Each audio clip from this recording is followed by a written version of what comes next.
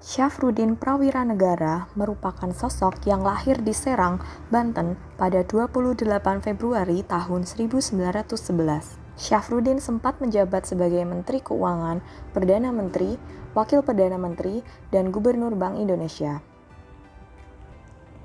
Nilai ASN berupa berorientasi pelayanan yang dapat diteladani dari sosok Syafruddin Prawiranegara adalah sikap tanggap, cekatan, dan dapat diandalkan ketika diberikan mandat oleh Presiden Soekarno untuk mengambil alih pemerintahan pada saat agresi militer II.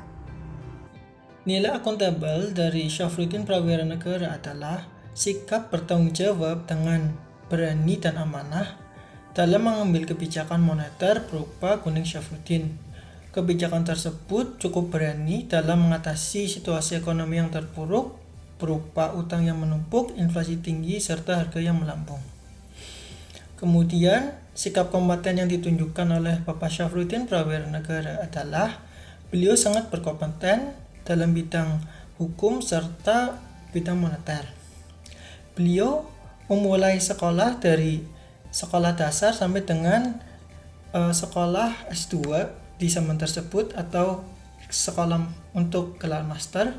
Beliau juga menempati posisi-posisi strategis di pemerintahan seperti Menteri Keuangan, Gubernur Bank Sentral, serta Menteri Kemakmuran.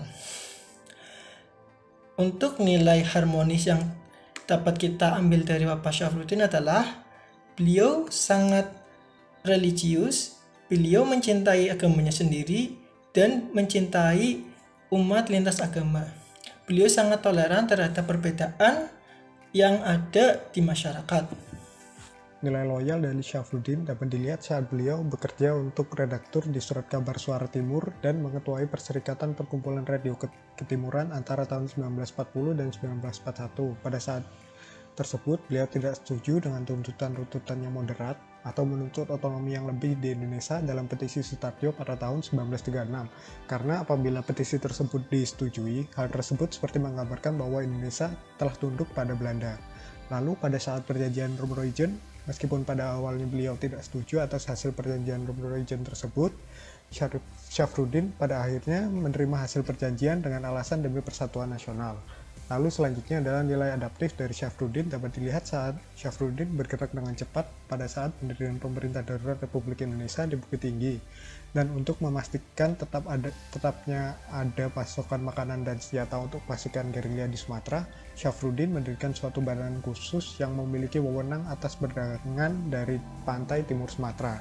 Lalu yang terakhir adalah nilai kolaboratif dari Syafruddin dapat dilihat pada saat Syafruddin meyakinkan Muhammad Hatta untuk menerbitkan mata uang pemerintah Indonesia sendiri, yaitu uang Republik Indonesia, untuk mendanai perlawanan melawan Belanda dan untuk menunjukkan keseriusan pemerintah Republik Indonesia yang masih muda pada saat itu. Lalu keberadaan PDRI di bawah Syafruddin memungkinkan adanya kepemimpinan terpusat yang menyatukan kelompok-kelompok pejuang yang terus melanjutkan perang gerilya di Jawa dan Sumatera.